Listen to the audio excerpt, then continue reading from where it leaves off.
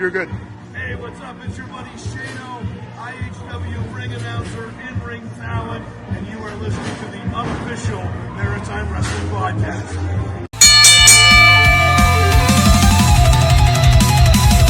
This is the Unofficial Maritime Wrestling Podcast. Feel the pain in the blast. Through the ropes, through the fight, Maritime Wrestling rules the night.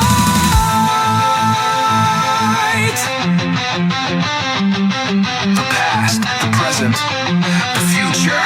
Maritime Wrestling never dies. Hello and welcome to the Unofficial Maritime Wrestling Podcast. I'm your host, the Maritime Warrior Corey. Joined by only two of the three. Mark is absent this week. He will be missed for this week, but he will be back next episode. Joined as always by Jason Casey. Switched it up Good, there. Ooh. The Magic Man himself. And also the big boss, Corey Robichaud. What's going on, boys? You know. Good. We just had an interesting point where Corey couldn't remember the intro to the fucking show, so Jason and I had to educate him. And then I told him don't edit it out, and then he edited it out. So I'm going to mention it anyway because I'm an asshole. Well, with that being said, starting off this episode, a little bit of sad news. Sabu passed away. So we're going to start the episode off talking a little bit about him. A pioneer in pro wrestling. If you think of 90s wrestling, he's probably one of the names you think of. Got his start with his uncle, the original Sheik, in 1985. Did the Michigan Independence until he found his way into FMW, Frontier Martial Arts Wrestling. That was Atsushi Onita's promotion. Really started to get this hardcore style. A funny story that I always remember from his time in FMW is his uncle said, go back to the ring and get your heat. And he's like, what are you going to do? He's like, I don't know. I'm going to moonsault a table. So his gimmick in FMW, he just moonsault a table. And you've heard the stories about Japanese tables. Those must have left some bruises. Yeah. Made his name. Bones. Oh, absolutely. Made his name in ECW, former two-time ECW champion.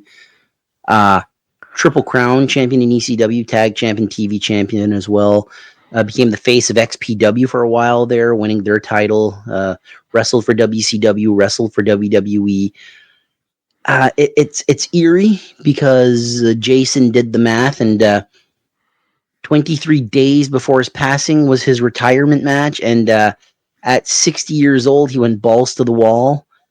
Like, I remember, like, before we recorded an episode, we actually watched some of the Sabu's match and going through barbed wire, taking nasty bumps to the outside. I was curious, and I went to go look at how old the Sheik was when he passed away. The Sheik was 76. So there's a famous match in 1992. It's the Sheik and Sabu versus Atsushi Onita and Tarzan Goto in a flaming ring match. The match lasts all of 2.5 minutes. The ring just becomes engulfed in flames. And the Sheik gets burnt pretty badly. You know how old the Sheik was when that match took place? No idea. 65 years old. My God. The Sheik officially retired he had his final match in 1995 at 68. He had his retirement ceremony in 1998 at 70, passed away in 2006 at 76. And the eerie thing is, this week's episode of Dark Side of the Ring is on the original Sheik, and it's the same week Sabu passes away. So, you guys, any memories on Sabu? I mean, for me, I was a big ECW guy for a period there, and Bill Alfonso being the I don't know, good manager, man, interesting fella. His stuff with Rob Van Dam, it was hard to find ECW. Yeah. in the 90s in New Brunswick, Canada. Yeah. But I remember going to a Walmart, and there was some like ECW on TNN, but I hadn't really seen any pay-per-views. There was no YouTube. You couldn't just find a match easily. And then I went to this Walmart in Miramichi, New Brunswick, and they had 3 ECW tapes, like VHS. And I was like, holy shit. Snatched all 3 up, went home, watched them all. It's where I really fell in love with ECW, where I really started to fall in love with Mr. Lance Storm. Yeah. But Sabu, a very unique wrestler, tougher than I could ever imagine being. A little bit nuts because you can't be doing that stuff if you're not a little fucked in the head. But I have a great deal of respect for him. He was definitely, you said it, unique trendsetter. Nobody like Sabu, man. He was one of a kind. What's funny is Sabu, he introduced the table to North American wrestling. Nobody had done a table spot. I think Ric Flair had gotten pile-drived by Terry Funk on one of the Clash of the Champions, but he got pile-drived on the table, not through it. Sabu really innovated that. There's the famous spot with Chris Benoit where Sabu landed right on his head, broke his neck. I think he took off a couple of weeks with a broken neck, fought with a broken jaw. There's the infamous match with Terry Funk where he ripped his bicep open in that military-graded barbed wire. Jason, your thoughts on Sabu and his career? Yeah, like Corey, didn't watch a whole lot of it. I mean, like you say, New Brunswick, it wasn't on TV. Similar, it wasn't Walmart, but a friend of mine had a couple of VHS tapes. That he probably bought at Walmart. In Miramichi, probably. But yeah, we were over there one night hanging out or whatever, and he's like, "Hey, you want to see something really crazy?" I was like, "What?" He's like, "There's some really hardcore wrestling stuff." And I mean, back then, anything mainstream was WWF, so it wasn't like absolute crazy. So anyway, I put the tapes in, and I got hooked right away. I mean, even to this day, I still love hardcore. The thing I remember the most was seeing Sabu's Arabian Facebuster for the first time. Now you see it. I mean, most recently you see it mostly from Channing Decker. But to know that's where he got it from and where it comes from and stuff, it's in hardcore. It's still one of my favorite type of moves. So to see Sabu, I mean, it's gone way too soon, gone way too early. 60 years old for anybody's too early, but 23 days after retirement is just no bueno. Yeah. Channing Decker actually feuded with Sabu, and Channing Decker won the ECW championship belt from Sabu. So, Channing Decker, Maritime alumni. There's just, it absolutely sucks. Jason's the one that informed us that Sabu had passed away. And a lot of memories. Like, I feel like wrestling nowadays, wrestlers, I should say, it's not fair to them. Because not only are you trying to get over, but you're wrestling with the past. And what people find nostalgic and what people, like, nothing's new anymore. Like, when you get a fresh gimmick, it's usually right out of left field. People love it for a little while. Like Orange Cassidy. I'm not hearing a lot of people talk about him anymore. But when that was like fresh, it was like, oh wow, this is new. This is really like different. In the 90s, if you weren't going to be this main eventer in the WWF or a mid-carder in the WWF, how are you going to make your mark? Yeah, how do you stand out? Mick Foley and Sabu were two that innovated that. And there's a lot of people, for good and bad, that really emulated Sabu. The thing that I'd say to people is, number one, get trained. Don't just maim your body and do backyard wrestling and all that. Just get trained. There's plenty of schools in the Maritimes with absolute pros. But yeah, gone away too soon.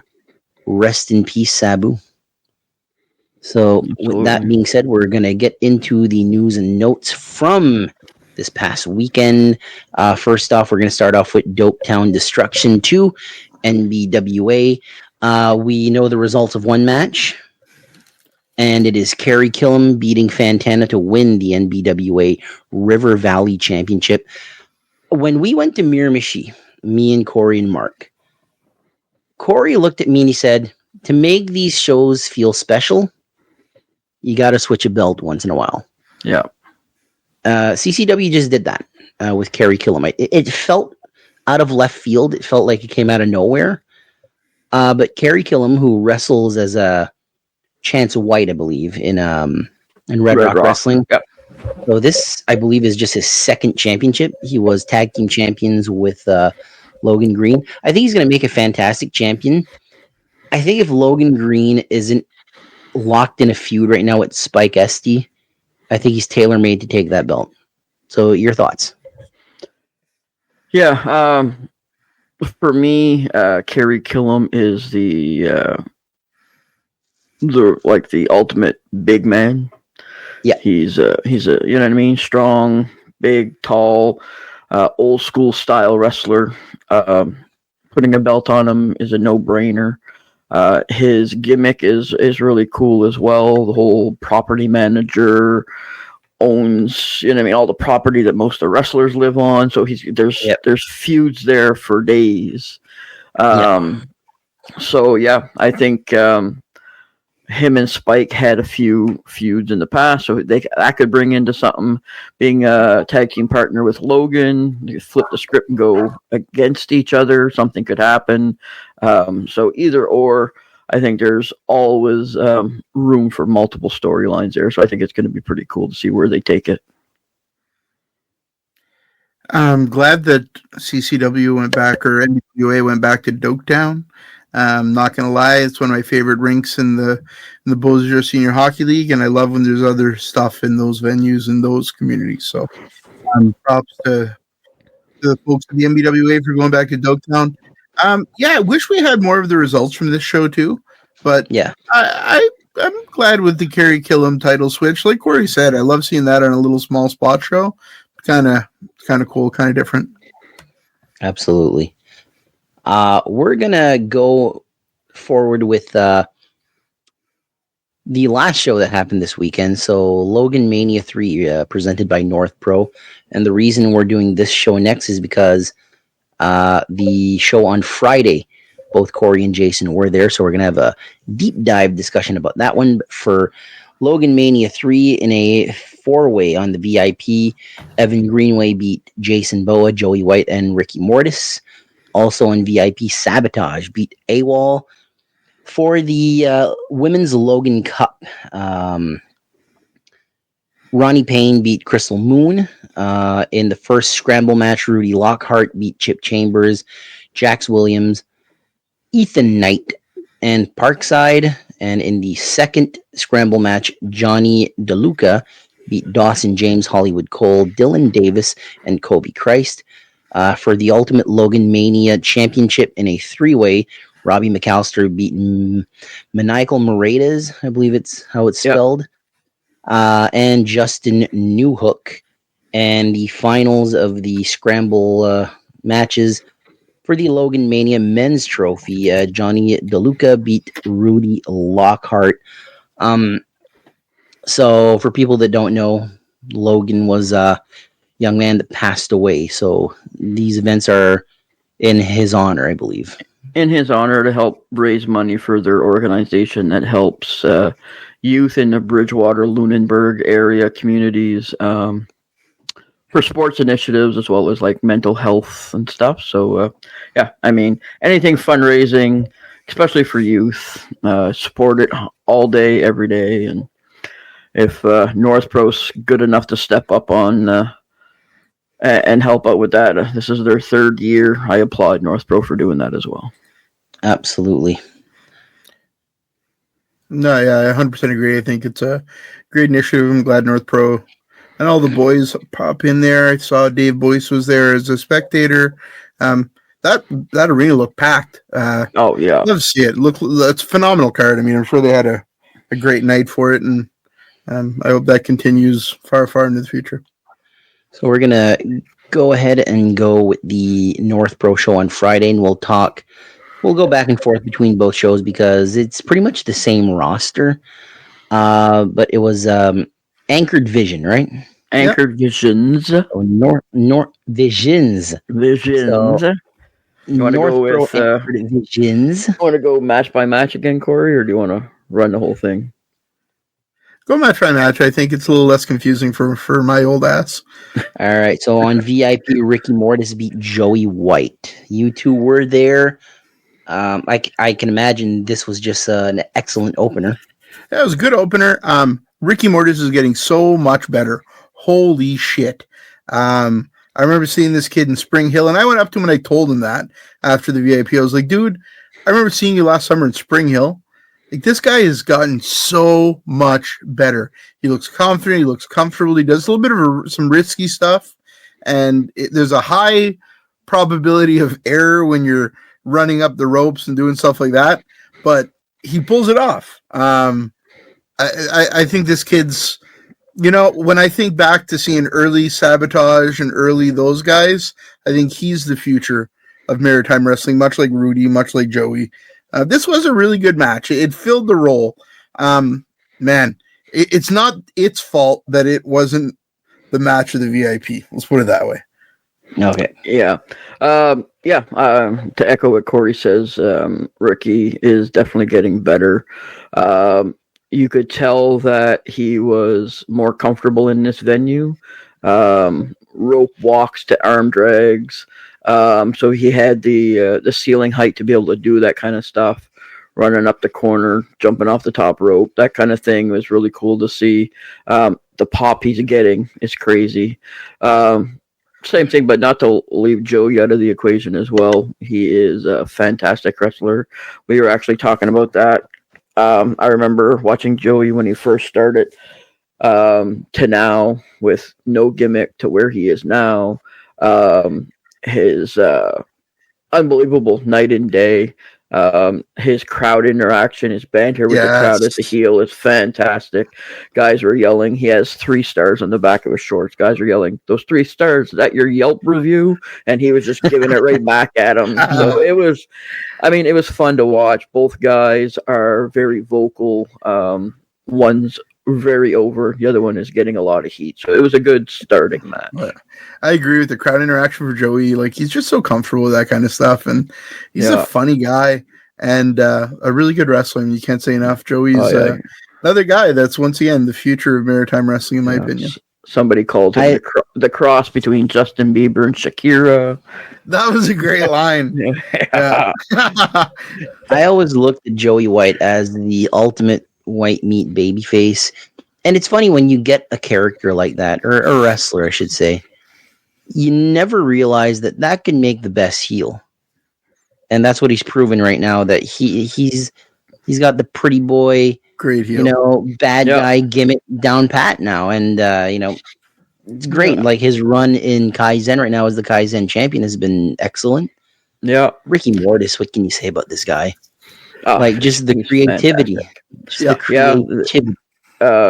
Yesterday, day before yesterday, maybe yesterday, he put out his 1-year anniversary highlights video. I did see that. So he's only been wrestling a year. So to see where he's been from day one to now, fantastic. I can't wait to see what the next 5 years brings for him. Yeah, it's funny how far we came in our fandom for Ricky Mortis, thinking that the announcer called him Ricky Morton the first time we heard it. Then we thought it was rigor mortis. We really couldn't figure out what it was. But this is, in my opinion, the most creative on the Maritimes. Absolutely. Just everything. Like, I next show that he's at, I'm buying a T-shirt. I want to show my support. The other VIP match is what some people are calling match of the night. I would say so. Yeah. So match for the Pro Wrestling Ontario Openweight title, champion Johnny DeLuca successfully defended his title versus Dawson James, Chip Chambers, and Show Daddy Ethan Knight. So There's a story here about Ethan Knight not being Ethan Knight, so That's later. that That's comes later. later in the That's episode. later. That's later. comes later. Okay. Yeah. Man, I don't know, Jason, from where you were sitting. So Jason and I were opposite corners from each other. I don't know from where you were sitting, but man, this match and everybody, credit to Dawson James, credit to Ethan. Chip Chambers is one of the best in the Maritimes. Joey DeLuca, please come back anytime. Oh. My God, what They call him talent. Mr. Electricity, and he holds up to his name. It's unreal. Heat. This guy might have got the most heat all night because he just looks like a cocky prick that you want to yell at, including my stupid fat ass. I have no problem yelling at a guy like that. I was giving it to him during the intermissions. It was a great time. But what a talent. Holy shit. Yeah, unbelievable. He goes by Mr. Electricity. He's lightning fast in the ring. He was doing kick-ups quicker, like down, up, down, up, down, up, just one after the other. It was unbelievable. But and the others, they were all had their own spots, like full-blown spots in the ring. They all had really cool like slip-ups at the same as well, like all misses. Dawson James high-flying over the top rope into the crowd. I did not expect that. Not at Good all. Lord. Like just unbelievable match. Like by far one of my favorite matches I've ever seen at North Pro. Like as far as like a multi-man match. I was talking with Chip during the intermission between the VIP and the main show, and he's like, "Never miss a VIP, baby," and that's exactly right. This match was, and when it finished, I was tired a little bit for them, but it was just, I'm telling you, beautiful, beautiful match. Yeah. So good. This VIP match could have been a main event. Yeah, that's how good it was. Yeah, that's what I've been hearing. Johnny DeLuca, he's one of those guys that seems like he's going, like, if this relationship keeps up between Pro Wrestling Ontario and North Pro, this guy could be the North Pro champion in the future. Oh, 100%. Oh yeah, he's one of the names that's been mentioned the most since this weekend, and he's not a North Pro guy yet. You know, he's Pro Wrestling Ontario, but he made an impact. Oh yeah. He also walked around the entire venue during every break trying to sell his 8x10, which he tucks into his trunks in his wrestling, behind his wrestling belt. Yeah. He's hilarious, man. He comes by me, shows me the 8x10, goes, "You want one?" And I'm like, "Did your mom take that?" And he's like, "Don't you talk about my mother." And then some dude up top is like, "Are you selling 8x10s?" He goes, "I'll be right there." Runs up top. Like, he was just everywhere shooting shit. Super, super kind with Connor. Just, man, good guy. Great character. Great heel. I'm dying for this guy to be back in. Yeah, he walked by us too, selling the 8x10s, and he had them stuck in his belt there near his crotch. And Ricky Morris's dad's like, "Who wants to buy one of those?" And it smells like your crotch. He's like, "That's the added juice." He says, "I sell those ones for more." I was like, "Do you have any action shots?" He goes, "Hold on," and he starts digging through and pulls out an action shot. Like, the guy was a character, man. I really enjoyed him. I love that. And man, while I'm thinking about this, if anybody from North Pro is listening to this, please let the next show be in July so I can go. Not June, not August, not September. July. Then the next one could be in October, and you could get me there. And, you know, that's a plus, right? So what I'm saying is June and August, boys. June and August, make it happen. I'm just kidding. Settle down. But it's great match. And that Johnny DeLuca, talked to him after the event as well. One of the most down-to-earth guys you'll ever meet. Very, very humble. He plays his gimmick really well. Like Corey said, he's out there. He's extravagant. He's, you know what I mean, in your face. When he's out of gimmick, very humble, very quiet, can't say any better things about him. He's fantastic. I love people that are, you know, that really sells their gimmick, like Logan Green at the IHW show. Yep. comes out, ask your mother about Mina and all that stuff, and hearing DeLuca do that's awesome. That was the VIP. The opening match of the main card saw the you're missing a piece. Whoa. I'm missing a piece. There was, before the next match, was the introduction. Oh, yes. Of the new general manager. And it was Tyler Bate. We want Dick. Okay. Dick Durning. So unbelievable pop. A lot of the buzz around me. A few people thought it might have been Marcus Burke. A lot of people that were sitting around me all thought it was Gary Williams. A lot of people around me thought it was Dave Boyce. But nobody that I heard that anything about general manager until he come out, nobody thought it was Dick. And when he come out, they word it? He's not the permanent general manager. He's the temporary to help them launch the new business. Okay. How long he stays? It all depends. I don't know if it's going to eventually turn into a storyline or what it is. I think it will. I think it will as well. He's been out on a 2-year hiatus because of injury. He's got a bad back. He is getting back in the ring. We'll talk about that in the upcoming shows, but he is wrestling on May 17th. Mm-hmm. And I was talking to him after the show, so depending on how his body feels after May 17th is whether he decides if he's coming back full-time into the ring again or if he's just going to, you know what I mean, not bother. It all depends on how he feels. He did elbow drop the microphone, and he says he didn't feel any pain. So that was a plus. Yeah. That was like the running joke of the night for sure. Microphone kept cutting in and out the whole night, so it'd be like, yes, and you're. It was just, it was bad. New Hook just throws the microphone at one point and just starts yelling. He's like, "Fuck it, I'm just going to talk to the audience like this." Connor picks up the microphone, starts working. It's just. I think bringing in Dick Durning, like if Dick Durning decides to come back full time, I think is just a plus. It goes without saying, it's a plus for Maritime Wrestling, and it's a huge plus for two promotions. For North Pro, obviously, because Dick Durning was going to be the face of the promotion before Dylan Davis was the man. Yeah, it was Dick Durning. The first ever North Pro main event, technically. Dick Durning wins the UCW heavyweight title. He's the guy that they're putting all their eggs in that one basket. And then COVID hits, and we miss out on a lot. Yeah. But then Moondog comes and takes the spot because they need someone. And the other promotion we're going to be talking about later on, Superstars of Wrestling, based out of his hometown. What storyline do you think comes out of this? Because he's a temporary general manager.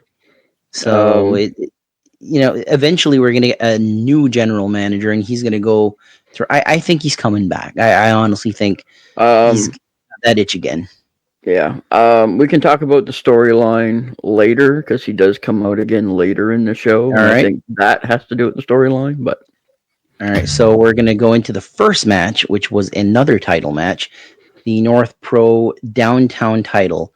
Giant Orion is the new champion, beating Kobe Christ, Jason Boa, and Parkside in a 4-way. So this would be the start of... I think a lot of people might look at this show and say, it's busy. There's a lot of moving parts and all that. I think this show was a setup for the future. 100%. And I think this match was a setup for later on in the night. The Downtown title, now around the waist of Giant Orion. It went from New Hook to Kobe Christ to Giant Orion. And we'll get into this later on. But it looks like the Downtown title might be done now. So thoughts on this? Who did Orion pin, Jason? Covey, I think. He didn't pin Covey. Covey was on the outside, I think, with Boa, and I think he pinned. Oh, Parkside. yes, it was Parkside. Yes, so he after doesn't pin Covey. Right. Kofi's on the outside, getting choked by Boa. So the storyline there for me is Kofi gets up and he's pissed. He lost the title, never got pinned. And Giant Orion is our new downtown champion. Yeah. And I mean, he holds the belt well, and he everywhere he goes, you know what I mean? That's Scary dude. Christ. Yeah. Especially when he's walking right by you. You can see it on the video. I'm like, up. Oh, I still can't see his head. So, like, yeah, it's crazy. This is his 4th championship. He's got 4 titles right now. Spoiler for a little later on. But we'll get back to Giant Orion. So let's go to the women's match. Chantal beat the Misfit Crystal Moon. Thoughts on this? It was a great match. Yeah, it was a good match. I had to use the washroom. I had no choice, or else I was going to piss into a cup. So I missed the middle. I missed the meat of the match. What I saw at the beginning was really good, and the end was really good. I was like, fuck, I shouldn't have gone to the washroom then. And the washroom's like up 4 flights of stairs. Do I look like I can do 4 flights of stairs? There's an elevator, right? I thought it was going to be like a quick jaunt up a couple flights, so I wasn't going to take the elevator. I went up 2 flights, and I was like, well, fuck. What do I do now? So I just kept going. What do I do? Turn around? Anyway, so I missed a chunk of the match, but from what I saw, it was a good match. It was a good match. They were very athletic, both of them. I mean, I've seen Chantal wrestle multiple times. She's a very dominant female in the Maritimes. First time seeing Crystal Moon, she's young. She maybe 25, 26 at the most, maybe. But very capable, very quick. So it was a fun, fast match. It was fun to watch. What does Chantal use for a finish? Is it still the stroke or is it the armbar? Trying to remember what she finished with. I don't think it was a stroke. No, because she had been using the stroke for a while, Jeff Jarrett's old move, like the Miz's skull crushing finale, but without the full Nelson. And in most recent years, I think she was using the armbar as a submission finish, though. Yeah, this was a pin, but I can't remember what it was. But I think there was a splash there at some point. Okay. A 3-way match. Hollywood Cole beats Jax Williams and the indestructible Evan Greenway. I believe, was it Greenway that came out with 1/3 of the Pro Wrestling Ontario Trios title? He came up with one, and Parkside came up with one earlier. Okay.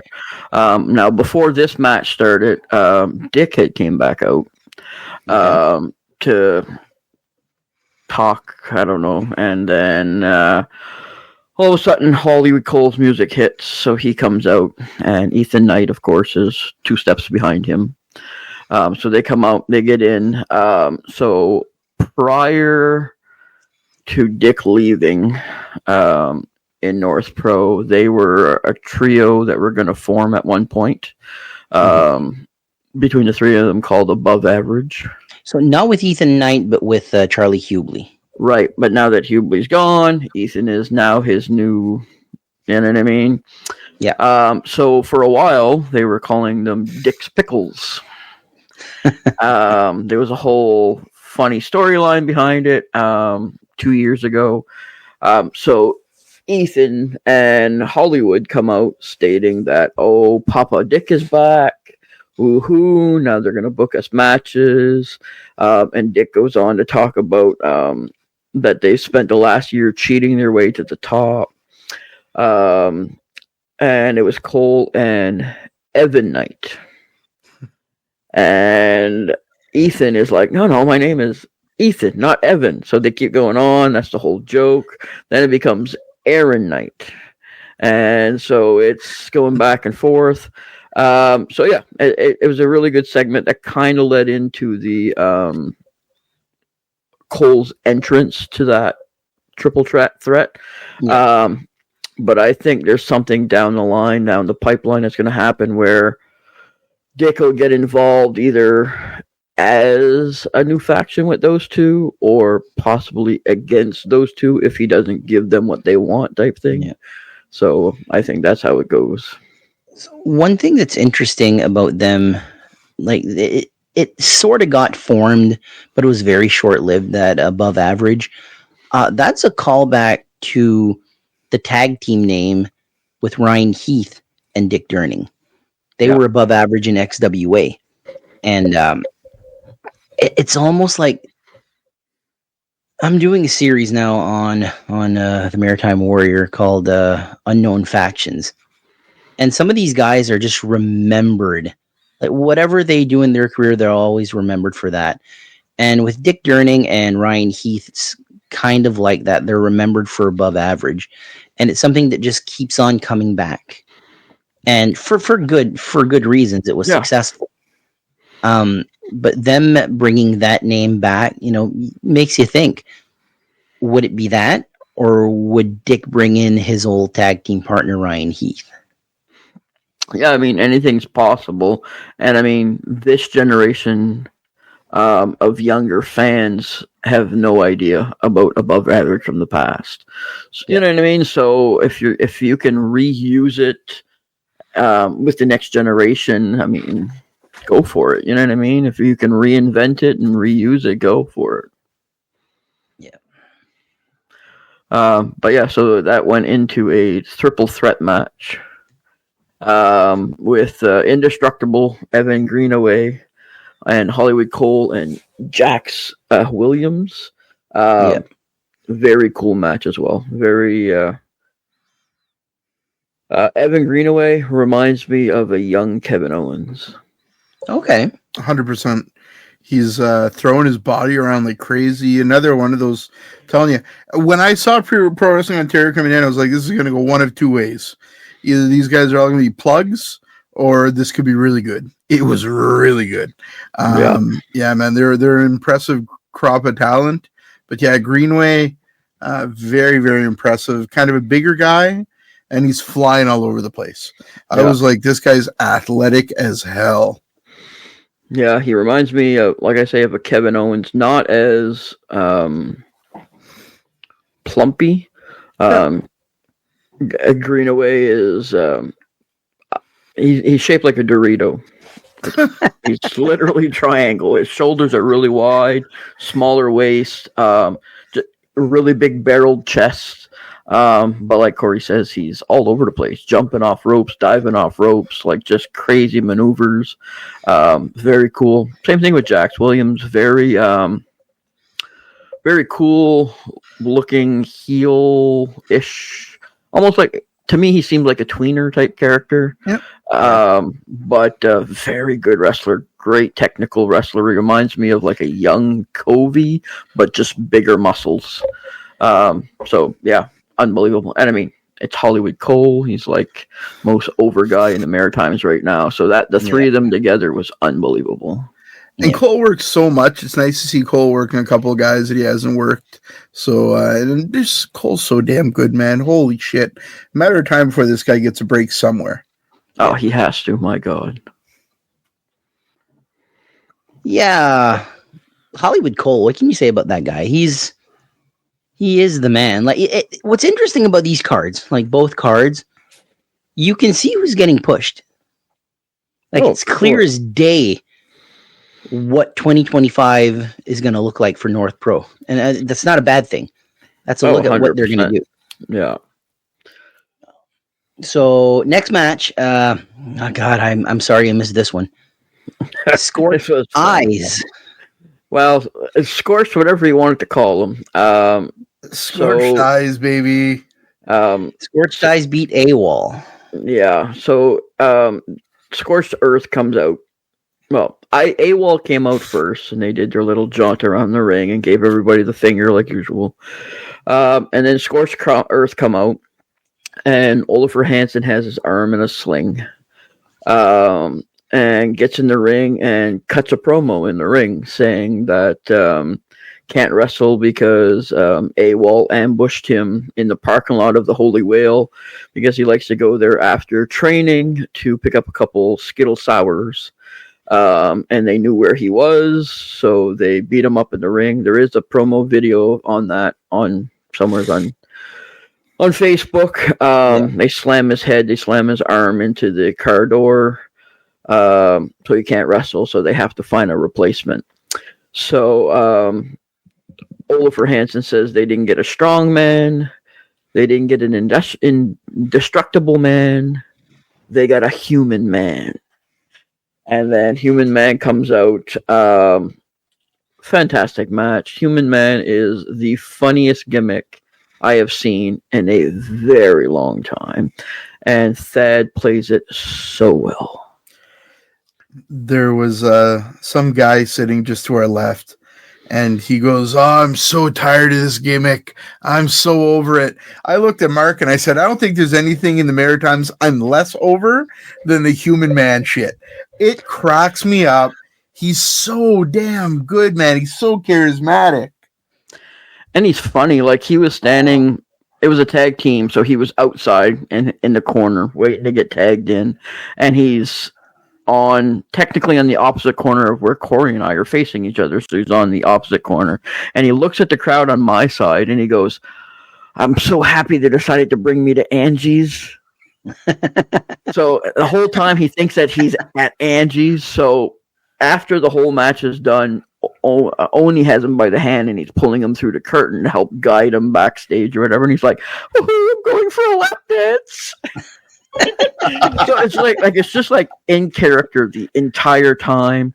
And I think there might have been maybe 10 people that heard him say that while he was going through the curtain, but it was enough to pop those 10 people. Like, the whole crowd didn't have to hear him. It was just being in character the whole time. And it's good. Like, he plays it well. It's completely a flip 180 script to his normal Thad Howard gimmick. So it's fun to see him get in the ring and have a good time. And you know what I mean? It doesn't have to be so 100 and, you know what I mean, turn the dial to 10 every time. He can just go in and have a good time, and it's fantastic. And AWOL played their character perfectly. Devarro was unbelievable, selling the stuff that he was getting from everybody, especially from Human Man. After the match, he's laying on the floor in front of me, and he's like, "I can't believe that I got beat by a fucking blind guy. A fucking blind guy." So, you know what I mean? It was fantastic. It was a great match. It was a good comedic relief for a whole build up from the first VIP match up to that point of just nonstop crazy action. So it was good to have a good break for everybody's energy levels to come down and have a good laugh before, you know what I mean, the main event where the action was going to rear up again. So yeah, it was fantastic. AWOL got a lot of heat too. They were not liked by the crowd. I had a great time giving them shit. I was there with Tracy Sherrill, Connor Smith was there, BSHL vice president, with his girlfriend, and then Caleb and Connor were there. I think everybody is friends with Connor on Facebook. Everybody knows Connor. I have 100%. A podcast. I've been hosting fucking wrestling podcasts for 2 years, and more people know Connor than know me, and I'm fine with that. He's Connor. What are you going to do? Kid's great, man. But his brother's there with him, and his brother got this haircut. He's got this mullet or some shit. We went to the homestead, and he took off his hat. And I was like, "What is that?" And Caleb and I always give it to each other anyway. I absolutely adore these two.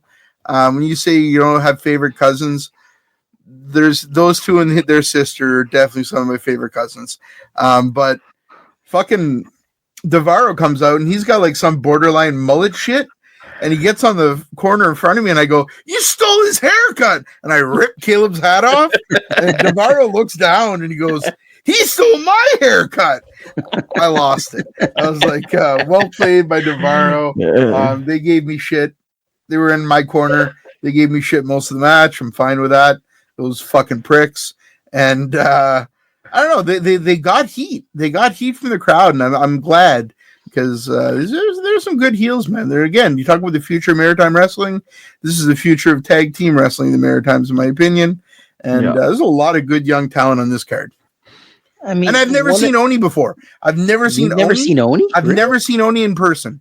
Moves well for a big man. Holy shit! Yeah, he did. Weren't you with us at the IHW show where you wrestled twice? No, Okay. don't think I was. Okay, it might have been the He other show that does we this went to. like senton where he runs. Man, it is some impact. Oh, yeah. Holy shit. Guys, Um, I've mentioned this about Oni Bjornsson more than once. He is a carbon copy of Eric the Red. Yeah. So Eric the Red is a wrestler from, I believe, the 60s and 70s. He died in 1978. He brutally got his car broke down, and as he was crossing the street to go like phone for a tow truck, a car just obliterated him, and he died on the spot right there. He was only like 33 years old, but he lost a mask versus hair match because he was from Denmark. Had the long blonde hair, and he was like this Viking with a bone and all that. But when he shaved his head, it's Oni Bjornsson. yeah. Carbon copy, the same body type, same height, same size, everything. AWOL is one of those. They play their characters really well. Oh, yeah. You look at who their mentors are. They look up to New Hook and Connors because New Hook and Connors knows that this is the successors to the tag team division. And I think for how young they are, they got a long way to go. Don't get me wrong. 100%. They got a long way to go. Yeah. But they're getting it. They're getting it. And it's refreshing to see. Yeah. Yeah, and they got their foundation, like their wrestling training and foundation was done by Orion. Yeah, exactly. I mean, Orion's like one of the biggest talents we have in the Maritimes. He's a fantastic wrestler. He's wrestling all over Canada. He was trained in Mexico, so they've got a good foundation. And then to have New Hook and Connors mentor them in the realm of tag team, Sabotage is now and has been for a long time the biggest tag team in the Maritimes. So to have them as your mentors, I mean, they're doing something right. I mean, they're getting booked everywheres. But this Scorched Earth, I think once Olafur Hansen is healthy again, I think they're as well going to be a force to be reckoned with in the Maritimes. Absolutely. Oni Bjornsson has massive amounts of power. He was in the corner stomping his foot. Of course, the whole ring was shaking and moving. After the night was over, we were still there when they were tearing the ring down. His stomping snapped one of the 2x10 boards. That's crazy. So they had to buy a new board before heading to Logan Mania. So he's a big man. But man, does he ever move well. It's unbelievable. Another gimmick guy. I love Olafur Hansen's the same thing. And I'm just going to say it. I'm ready. I've been waiting for a long time. I'm ready for North Pro Tag Team titles. I really am. I think it's coming. You got the foundation for it. You're realistically, and I hope New Hook and Connors doesn't look at this like, oh, we own the company. We can't put the belt on ourselves. You have to put any kind of prestige. They need to be the first champions. Even if they lose it the next show, put the belts on Sabotage. Immediately the belts are important. Yeah. And if they lose it straight to AWOL, boom, AWOL is made in one night. If it's Scorched Earth, boom, that tag team is made.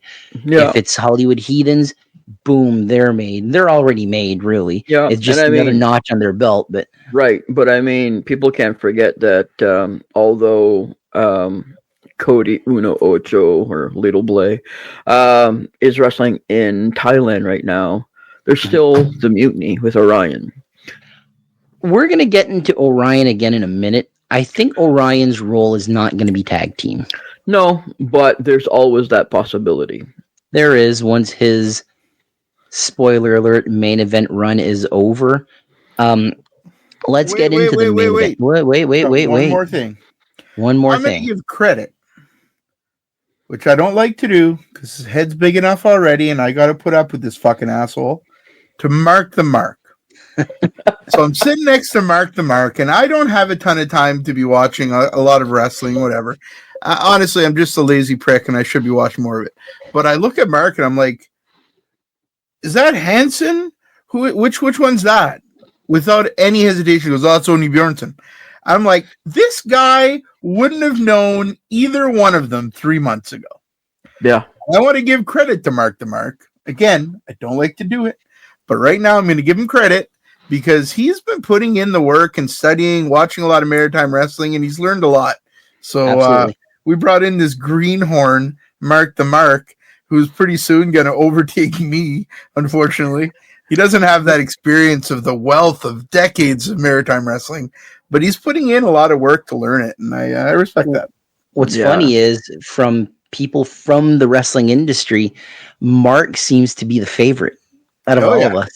Yeah, well, he's kind of the face of the podcast. Yeah, I mean, a lot of that has to do with Logan Green. Absolutely. I think that video of the interview video is up to like 3,000 or 4,000 views at this point. Crazy. So yeah, and I'm okay with that. I don't like my face on video anyway. What we need to do is make a donkey with Mark's face on it because he's a jackass. He's a jackass. He's our jackass. But no, credit, man. I think he's become a huge part of this podcast, and absolutely, it's fun to watch him grow.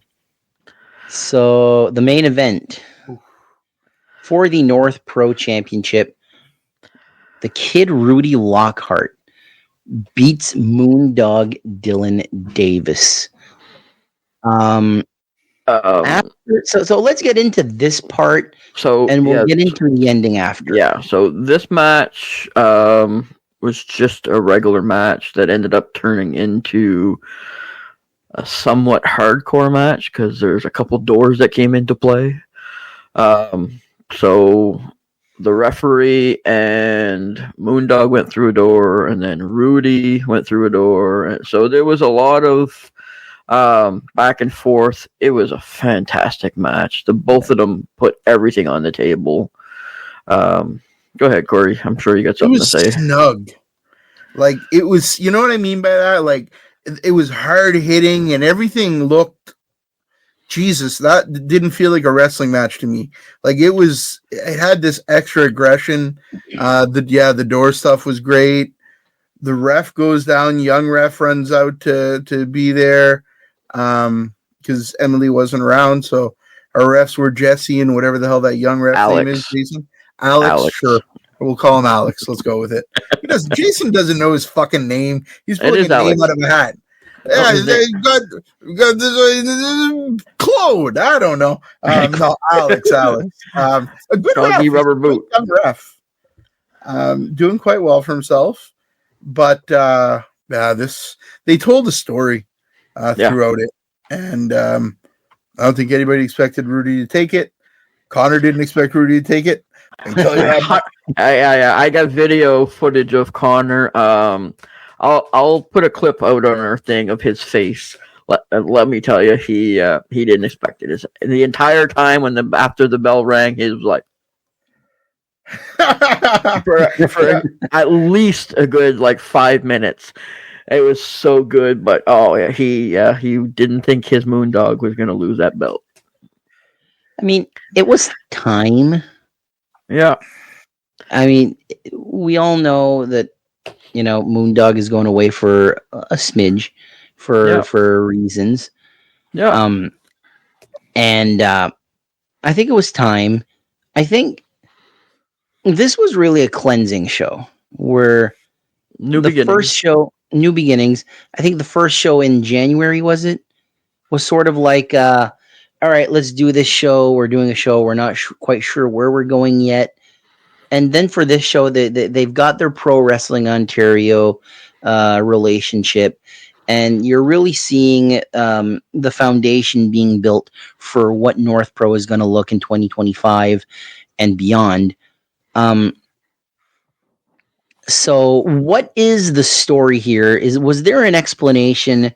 Because Giant Orion comes out, immediately challenges Rudy Lockhart, hits the best chokeslam you'll ever see, and Giant Orion is now the double champion Well, in it's Northborough. technically not a double champion. So he comes out stating that he's coming out as a messenger from management, that they have decided to unify the Downtown Championship and the North Pro Championship into one title. So he comes out and he's like, don't shoot the messenger. I'm just out here to tell you that they're unifying the belts. And the way they did it, I don't know if it was planned ahead of time, but they made Rudy look so small. So he's hugging the North Pro title in his arms while he's sitting at the bottom of the corner right in front of Corey. And Orion is in the middle of the ring, towering over top of him, like a true David and Goliath type scene.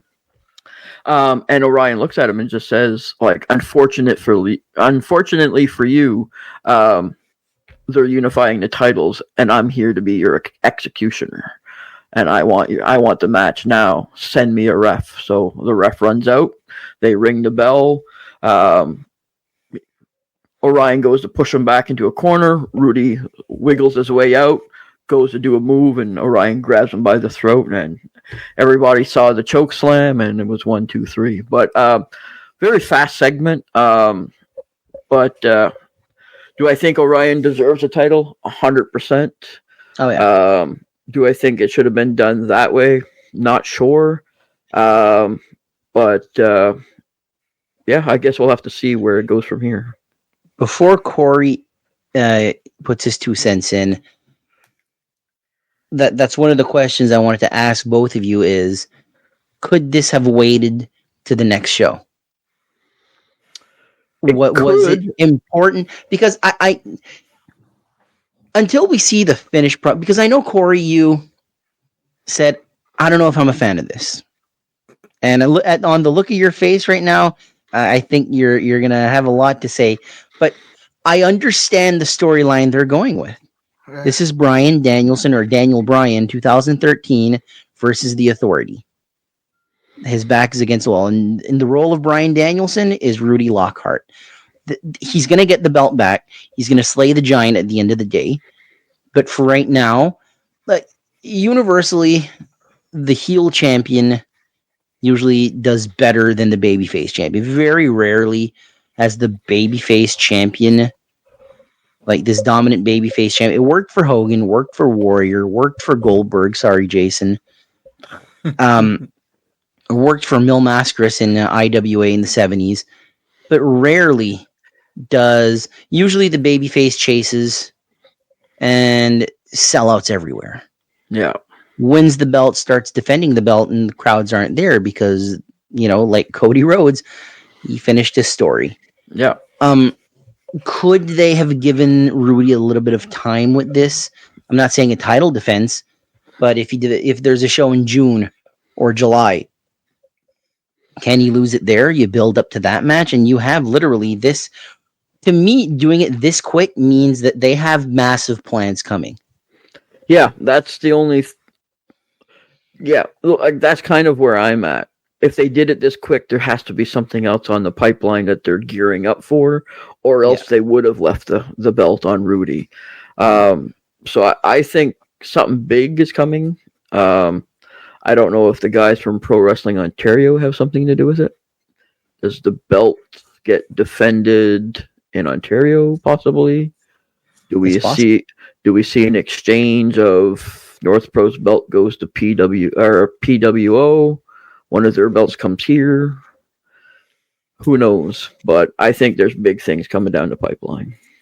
So I'm curious on Corey's thoughts here. So Corey, the floor is yours. All right, so my least favorite moment in Maritime Wrestling that I have is at the Capitol Theater, my favorite show that North Pro ever had, and I'm geared. I was geared. I'm telling you, fuck. I had gone through working in nursing homes for so long. It was my first night out enjoying what I enjoy the most, Maritime Wrestling, and Dick Durning is getting ready to face one of my favorites that I ever saw in a Maritime ring, Channing Decker. And PCO's music hits, and I almost threw up. And this in the moment, this harkened back to that for me.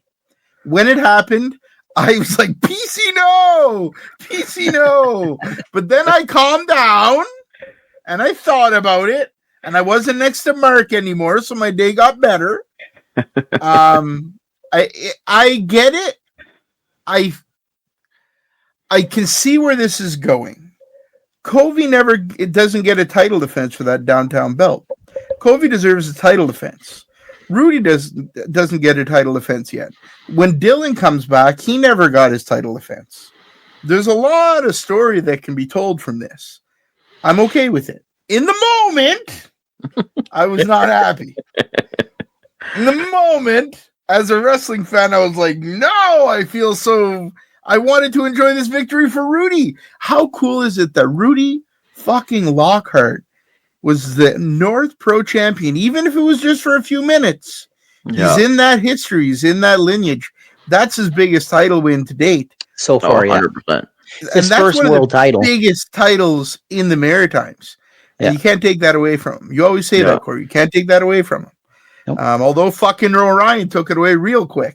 He choke slammed him so hard that there was wine brewing somewhere in that place, or beer brewing, and it got shook up. It was unreal. You say Oni broke a board? I don't know, man. That had to break at least 17. And it broke my heart. It was crazy. But I'm happy for Orion, man. I think he deserves it. I'm a fan of him. Some of the stuff that he does is so impactful. I think back to his match last summer in Spring Hill against Justin Newhook, and I'm like, holy shit! They broke a board there too. Yeah, like those guys were smashing that ring. But yeah, I'm excited to see where this goes now that I've calmed down and I'm not so mad anymore. But as bookers, they did their job. They pissed me off. They got me thinking. They got me interested, and I enjoy that. They got the blood flowing. Congratulations to Rudy Lockhart. Congratulations to Giant Orion. Damn you to Justin Newhook and Matt Connors. And I look forward to seeing Dylan back. I'll miss the Moondog while he's gone. One of my favorites. But, you're not wrong, man. When that title change happened, Rudy won it. Connor was in shock. Oh my God. The only person ended up more in shock that night was Caleb, when the Panthers came back and beat the Leafs. Jason, what are you laughing at? That's a yeah. Listen, I've been a Leafs fan since the day I was born, and I've never seen them win a cup, so I'm used to them losing. I don't care. It was just a good show, good match. Man, wrestling can be such an emotional roller coaster. It can. When you're invested and you care. I'm invested. This reminded me that I do care, damn it. And I love this venue. I just want to put that out there that I really did enjoy the venue. I wish that we weren't as glued to the ring as we are. Yeah. But whatever, it's fine. Connor enjoyed it. Connor Smith enjoyed the venue. He's going to be at the next show again. So glad to see people getting back into maritime wrestling, because that's really what it's all about. Yep. We're nothing but messengers. We're just here to spread the good word of maritime wrestling, the good word to the gospel to our people. That's right. A few more things here. Yes, Brother Corey. Go, Brother Corey. Brother Corey. Pope Corey, there you go. I'm the new Pope. Oh, no, if you're a Pope, you got to change your name. You're Pope Dildo. Carry on. Pope Dildo. There you go. The downtown title is, you have to imagine that it's being retired. We only have one title. Do you think they keep? Well, one's going to go. Yeah, they're being unified. My question is, do they keep the North Pro title that they have now? Because that design is underrated. Oh, it's a beautiful belt. Really nice belt. Gorgeous belt. Yeah. Or do they do a new belt? Because the belt's been around since 2021. Nah, I love that belt. I hope they keep it. Yeah, I think they keep that belt, and I think they're going to retire the downtown belt. I mean, if you come out with a new belt, what you got to do is rebrand that other North Pro belt. No, not the downtown. The Silva's belt. Yeah. I don't think the connection's there anymore with them, so I think it's time for a mid belt, but it's not that one.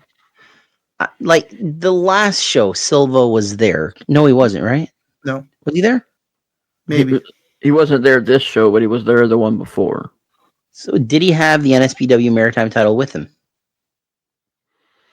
Man, I Do you can't remember remember what I I ate for can't remember. breakfast. I believe wasn't so. at that show.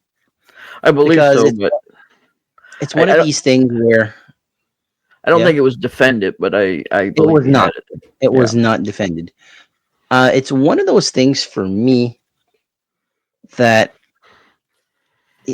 the belt, it feels like a Marcus Burke thing. He was part of NSPW. His friends were the owners of that, and it's a new era. Mhm. I don't want to see it go away. Like if it goes away, replace it with something. I think Yeah. if you get rid of that belt and you get rid of the downtown belt and you're stuck with one belt, you de-evolved. You know, what does your mid card fight for?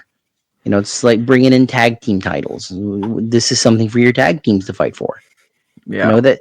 I think the WWF in the mid to late '80s, early '90s, all of the '90s, I think, except when the Attitude Era hit, got it right. Your world title for your main eventers, your mid card title for all your other singles, and tag team for your tag teams. It works. It works. It's a proven formula. If you can get the roster, get a women's title too. Yeah. But yeah, that was the Anchor Divisions. Putting That's us on right. there, good boy. So Jason's upcoming shows for this weekend. We got May 16th, IHW Nobody's Business in Amherst. IHW Heavyweight Championship match, Boa versus Chris Charters. Also on the card. Nobody's hero. Nobody's here. Oh, nobody's hero. Is that what it is? Okay. I think Sorry. so. I bet. Yeah, you're darn Nobody- right. Nobody's something. Nobody's hero. Nobody's May hero. 16th at the Amherst Stadium. You're going to that, right, Corey? I sure hope I am, yeah. Cool. Also on the card, the Honor Champion, Hollywood Cole, Salem Wilder, Julian Young, Chevron, LG, Rick Owens, Fantana, Obey, Sierra Stone, Shano, and more.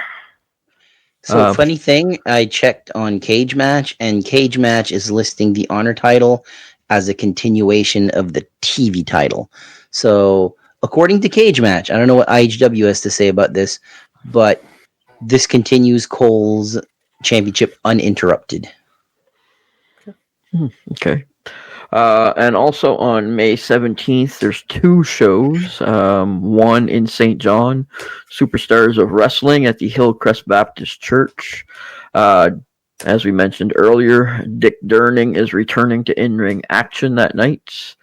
Also in matches, you've got Mark Thomas, Mr. 205 versus Ricky Mortis. Justin Newhook versus Hollywood Cole. Matt Connors versus Ethan Knight. And Wesley Pipes versus Fantana, plus more. It's going to be different to see Newhook and Connors wrestle singles matches instead of a tag team. More so for Connors. One thing before we move on. Mark Thomas, hasn't wrestled in a while. Took some time off.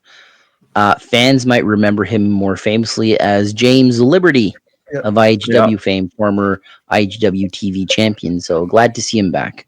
Yeah, it's pretty cool. I'm sure they've got more things planned, but they haven't released anything else. As far as Kaizen Unbreakable at Alderney Landing.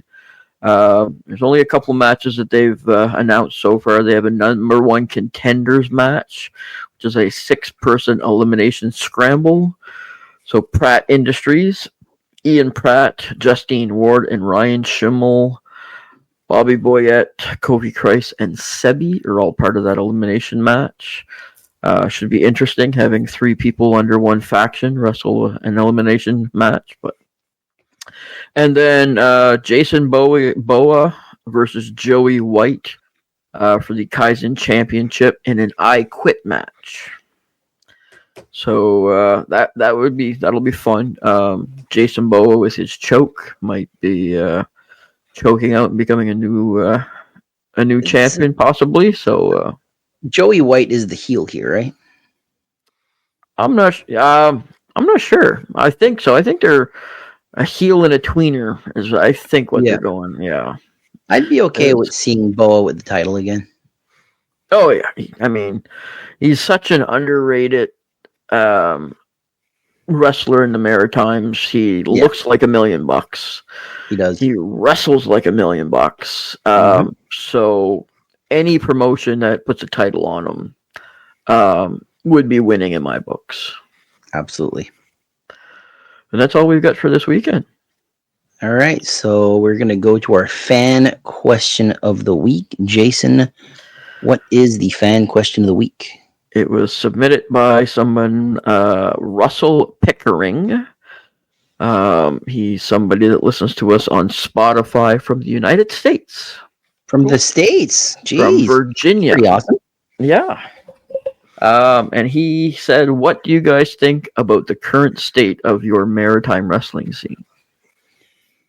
Who wants to get this show started? The state of maritime wrestling. I think as healthy as it's been in almost a decade.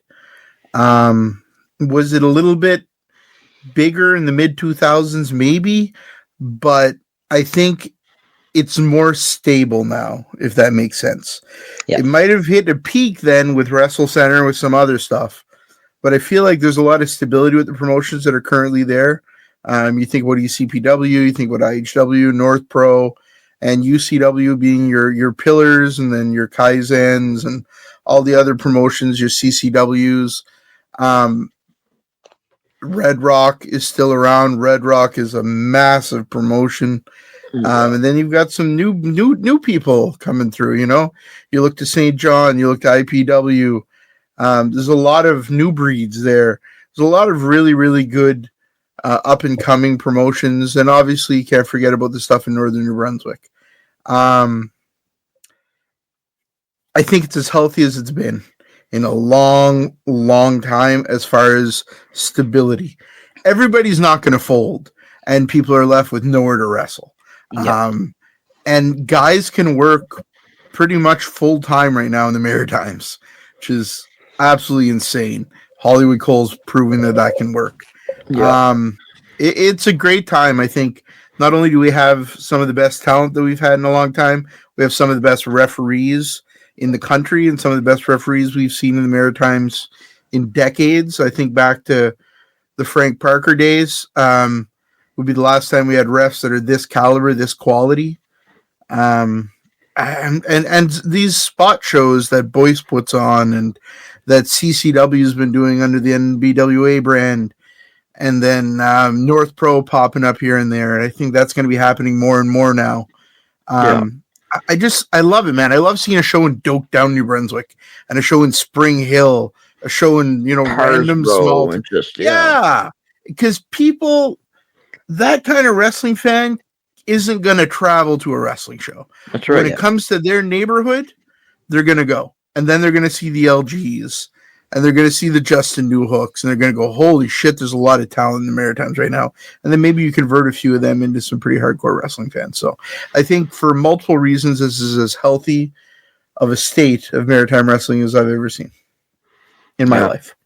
I agree. As you mentioned, like with the smaller communities, I find a lot of those smaller communities, they're more homebody. They don't leave their roast as much. They stay community centered. So to bring those big promotions, Dave is fantastic for doing that, to there where they can, get to see, like you said, the new hooks and all of the good talent. But especially in today's day and age, back 10, 15 years ago, it was cool. But you go to Yarmouth once or twice a year, and that's it. That's all the wrestling they ever had. But nowadays, you can go to Yarmouth and see a show, and if it's your first time seeing the show, you're like, oh my God, this is cool. But now you can go online and watch the shows. So you can still follow your favorite wrestlers online. You know what I mean? There's full shows on YouTube. IPW is doing their Twitch streams. North Pro is looking into getting on Twitch. We've had that conversation with New Hook in the past.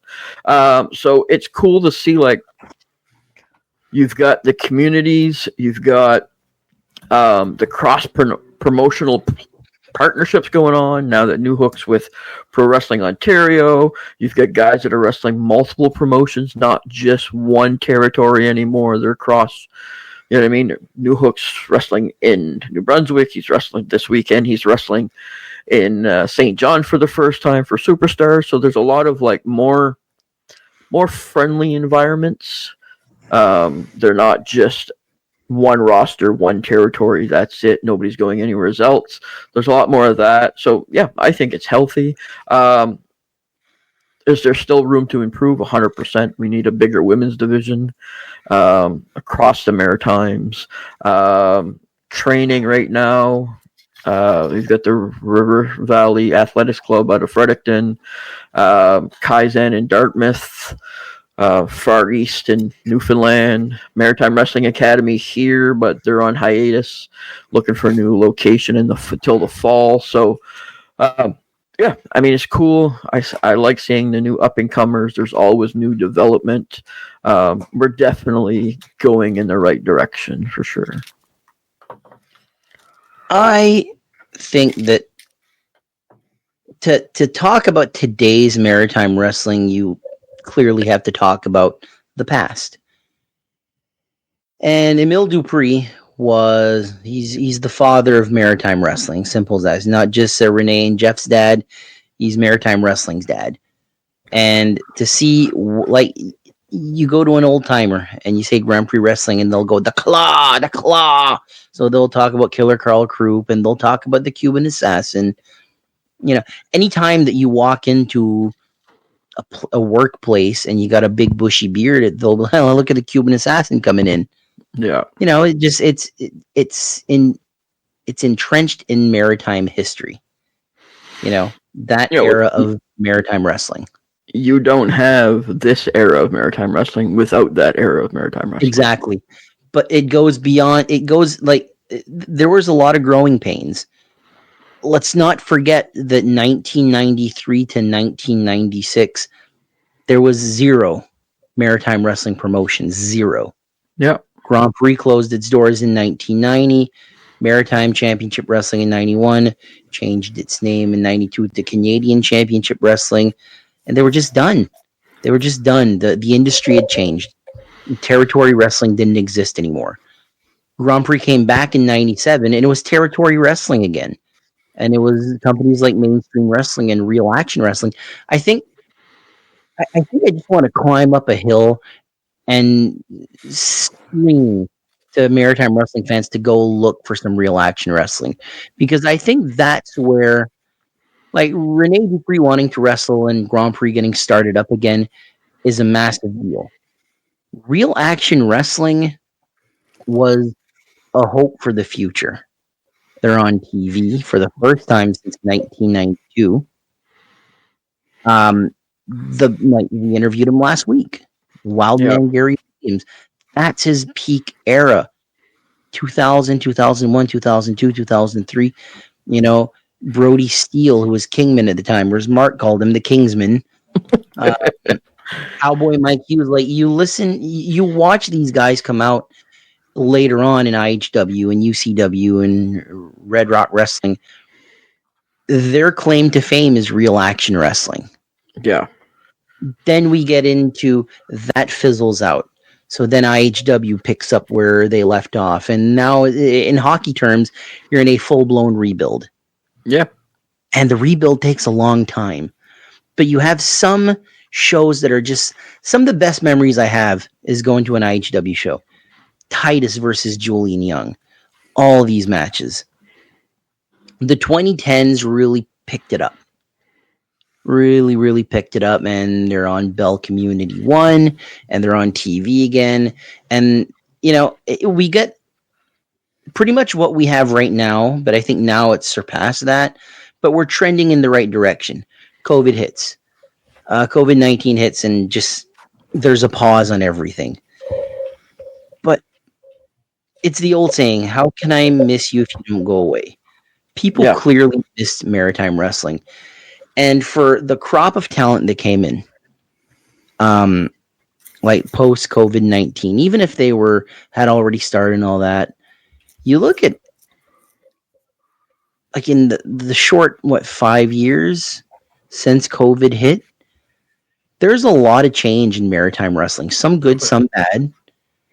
But clearly, the past had to give the torch to the future. And I think they've done that. And the current state of maritime wrestling has a mix of everything. I agree with Jason. We need a stronger women's division. I think about those North Pro shows where it's like Danny Leo or Divya Fiji, Mia Malik, and all these talents, and they haven't even locked up yet, and the entire crowd is chanting women's wrestling. It's something we want, you know. The tag team scene is never strong in the Maritimes. We're finally getting there. Yeah. Is there room to improve? Absolutely. Even when there's no room to improve, you'll find ways to improve. Yeah, 100%. My thought right now on the current state of maritime wrestling is I think the best is still yet to come. I think that we're just getting started. Will there be companies that fold because they can't compete? Absolutely. That's just business right there. You know, with the economy how it is and all that, you know, it's expensive sometimes. You know, my favorite Jim Cornette quote is, "How do you make $1 million in wrestling? Start with 2 million." You know, it's for maritime wrestling. I'm very hopeful. I think doing this podcast now is you're coming in right when it's about to get really hot. I look at North Pro and I see nothing but positives there. I look at IHW, who is a company that, you know, I heard from a bunch of people that they were on death's door. COVID really wiped them out, and they were going to be done. And they're back stronger than ever. Look at CCW, where they're doing in Fredericton. It's amazing. I look at IPW. IPW is one of those companies that, I swear to God, keep your eyes on them. They got their finger on the pulse right there. They're about to peak out. This is going to be one of these promotions that will be, if not top 3, at least top 5 in the next 2-3 years. And they're just getting started. So to me, there are things I think I say this every week. I'm a weird guy when it comes to wrestling. I'm a very different mindset when it comes to wrestling. If you're a promotion, or if you're going to start a promotion, one thing that I think you need to do is find what's going to separate you from the pack. Yeah, IHW doing their Honor Championship, North Pro being TV14. North Pro feels like a maritime version of ECW, where, yeah, we'll get a chair, we'll get a door. There's no disqualifications here. Fuck that. You know, yeah. I look at UCW, like there are companies that they're like, UCW feels like a modern day WWF. You know, a world title, a secondary title, a tag title. And that's the formula that's worked. You look at Red Rock Wrestling, you know, that is the promotion of the island. You know, the PEI people love their Red Rock. It's a staple. Exactly. And you look at, you know, United Wrestling, you know, F-bombs and this and that. It's something that it's not really done. So find your way. If it's a gimmick title, if it's characters, and you talk about characters. The Maritimes are getting characters. Logan Green is one of the absolute brightest star. Like, just unbelievable how this guy every week finds new ways to make sure to keep him as my favorite, because he's just that damn good. I look at Zane Valentine and No Class Eric Bass. That duo is like Bobby the Brain Heenan and Nick Bockwinkel in the AWA. Just amazing. Look at Ricky Mortis. Just an amazingly talented young man who's so creative. I think of his tag team with James Manning, the Hateful Dead. Brilliant. Yeah. Do more of that. I think of Human Man is another one. Human Man is another one. Thad Howitt struck gold with that. Yeah. You know, the veterans that are still here, we still get to see Gary Williams every once in a while. We still get to see Riddick Stone and the big picture Chris Cook. You know, it's one of those things. Julian Young and Ryan Storm, 2 more. So the current state of maritime wrestling, like Corey said, it's as healthy as it has ever been. And I think the best is yet to come. and I'm looking forward to it. I also want to state PWU sells out a show every few months within an hour Yeah. of wrestling fans that don't really go to any other show. That's how big wrestling is right now in the Maritimes. You can sell out a show in an hour. Someone told me that. So I got a friend that's a comic book fan, and I forget if I think it's DC. They have Bizarro World or something like that, where there's like Bizarro Superman and this and that. Yeah. And they said PWU is that. Yeah. Like Superman's a heel in this comic book. Hollywood Cole is the babyface. Ethan Knight, the babyface. Dwayne Judge is a heel. And it's something like that. It's exactly what I'm talking about. What makes you different? Like, shout out to New Scott. He's the 100%. mastermind Brainchild. behind that. Yeah. Exactly. So, to me, that's the interesting part about wrestling to me. It's like, you were talking last week, I believe, about the Shadow Agency, this new stable that's coming out. The last great stable in the Maritimes was the Cardinal Sinners. And they're still remembered for that. Yeah. To me, it's like, if this can, I don't want this to be a flash in the pan. Starts with 3, add members, and this is basically what you're remembered for. And you just evolve from that. So there's and the young crop of talents, you got to shout out AWOL. Got to shout out DeVaro and Miller, because these two, they got a long way to go. There's no ifs, ands, or buts about it. And it's not a knock on them. They're really good already, but there's a long way to go. Oh, yeah. The ladder's tall, but they've started climbing it. That's the thing. Exactly. And, it's one of these things where you see guys like Logan Green, like Alex Miller, Brian DeVaro, the Ghost Ricky Mortis, Oliver Hansen, Rudy Lockhart. You look at these guys and Hollywood Cole, Ethan Knight. You look at these guys and you can actually sit down in your chair and be relaxed and say, we're safe for a while. Yeah, exactly. The thing to do is keep pushing out talent like that, because you got guys like, is it biased because we're from the Maritimes? Maybe. But God damn, we got some fucking good talent here in the Maritimes. 100%. So with that being said, that is episode 11. Thank you all for listening. Shout out to Mark. We are looking forward to him to come back next week. Jason has something. Don't forget to thank Shano for the intro video. Thank you very much for that. Love Shano, man. What a nice guy. You're a great guy. Thank you so much for doing that. And thank you for Corey for recording that. Best haircut in the Maritimes, Shano. Got a pretty good beard as well. Better beard than me. Carry on. Definitely better than mine. So, with that being said, thank you all for listening, and we will see you next week. Thanks for listening to this week's episode. Don't forget to like, subscribe, and remember to catch us here every Wednesday for a new episode. Please visit us on Facebook, Instagram, and more. Links are in the description. See you next time. Don't miss out and don't be late. Hear wrestling talk that's first rate. Wednesday